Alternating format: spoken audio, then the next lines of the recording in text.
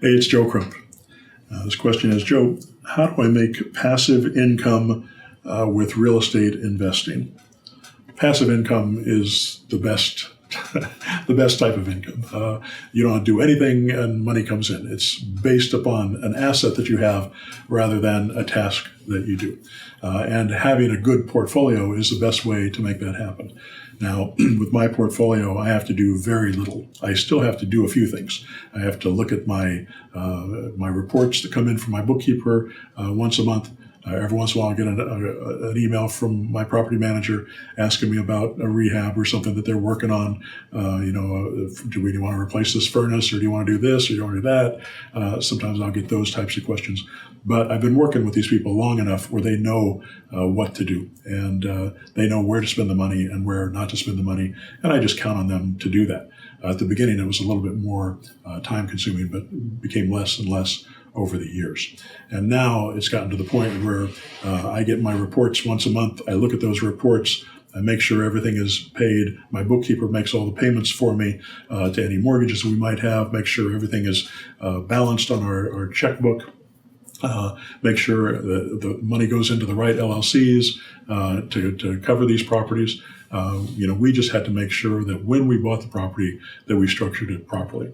And that leaves me time to go out and find more properties or find other partners who help me find more properties.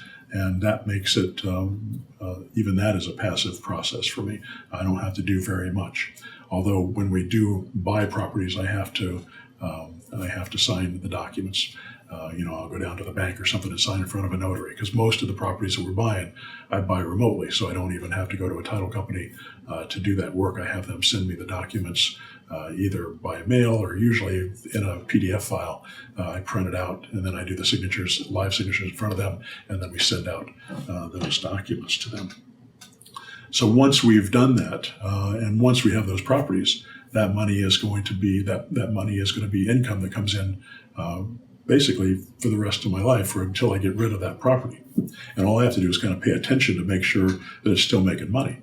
And what I'll do is we've created a spreadsheet. I had my bookkeeper create a spreadsheet. And I said, here's what I want to see on this spreadsheet, so that and we do these, I have her updated once every quarter, so we can go in and see where we're at. But what it does is it has a column. It has a page for each property, and it has a column for each month, and I can see the expenses and income for each month. And at the bottom of that column, I can see, was that positive or negative, and how much was it positive or negative.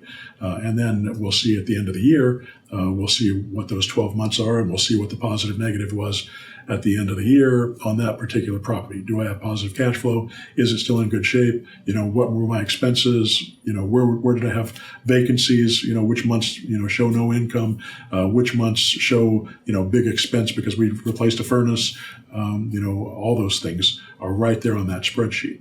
I'll also be on that spreadsheet. I'll have an overview map, so I can look at how long I've owned that property, what I originally paid for that property, how much I originally put into the rehab on that property, if any, and what the current value is on that property.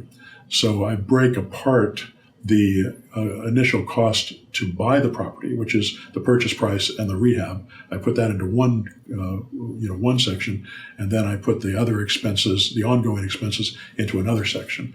And then we can see the amount of money that we've made over the period of time that we've made, and we can figure the percentage of a return on investment that we have on the money that I've invested in that property. We can also look at what the equity is on that property and see where that's at. That way, it'll give me a pretty good idea as I scroll through my portfolio which properties are performing the best, which ones are performing the worst. Should I maybe get rid of a property because it's going into negative cash flow that I don't like? Negative cash flow can eat you alive. So you want to make sure you're always paying attention to your negative cash flow and getting rid of that stuff when that's necessary. But that's usually not a big problem. You just wait till the tenant moves out, get the property cleaned up. I put the properties on the MLS. I don't even list them myself anymore. I have a real estate license. I am a member of the board. I'm a broker, but I still usually use my property manager to sell those properties, and I pay them a full commission to do that. I don't need to do that. But I want to do that because I don't really want to deal with it myself. I want this money to be as passive as I can so I can focus on things that will make me more money than what I can do with that. Or just let me have my life. Let me have control of my life and be able to do the things that I want to do. I don't necessarily have to make money in everything I do if it's something that I enjoy. So those are the things that you want to do as you start building this portfolio.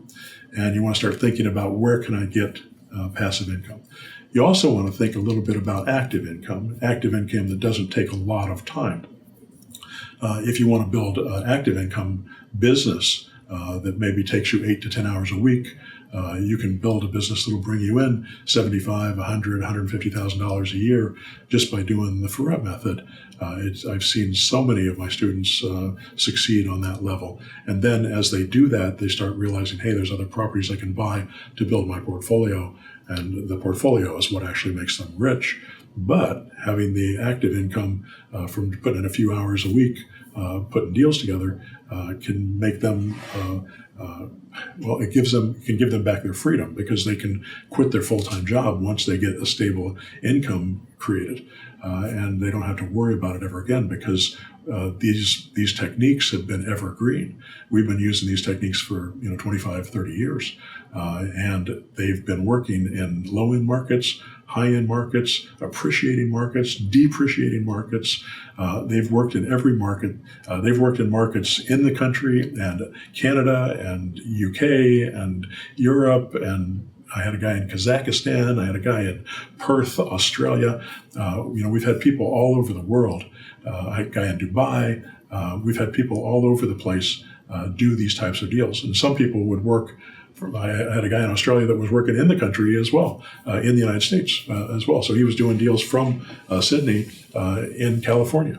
So you can do this in a lot of different ways, and you can set these businesses up so they don't take a lot of your time, and you'll have your freedom again.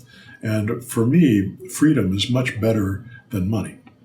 If I have control of my life, control of my time, I have enough money to live on in a way that I feel comfortable, then I don't need to be a billionaire. And what you find is if you start enjoying the work, which a lot of my students do, and I think that's going to make it a lot easier for you if you enjoy this process. But as you start enjoying this work, and as you get better at it, and you see the money coming in, it's like, oh yeah, it's kind of fun. So you do that work, you see your bank account grow, and it grows much faster because you're putting more energy into it, and it's happening. But even if you don't have that time to put into it or don't want to put that time into it, I have a couple of people who are like missionaries or pastors. I have people that are artists. I have people that like to travel. I have a guy who's an environmentalist who travels around doing ocean work, but he also does real estate on the side. He's still making over 6 figures a year, putting in very few hours a week, and is able to travel anywhere he wants. Now, you kind of have to wait till you can start flying again, but those things are possible. Anyway, that's how you build a passive investment portfolio. Find properties that are going to pay for themselves and give you positive cash flow. Be very careful about borrowing money from a bank. I really strongly recommend that you learn how to do it with no money and no credit first before you ever go to the banks. And then once you've done that, you probably won't want to go to the banks because it's just not necessary. There's better, safer ways to do it, and don't put the rest of your portfolio at risk. All right. If you like this channel, hit subscribe.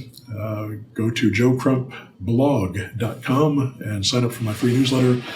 Pushbuttonautomarketer.com is my automation system, and ZeroDownInvesting.com is my mentor program, my 6-month mentor program where I work with you personally to build your own business and walk you through the process, kind of take you by the hand and help you walk through the minefield and turn it into success.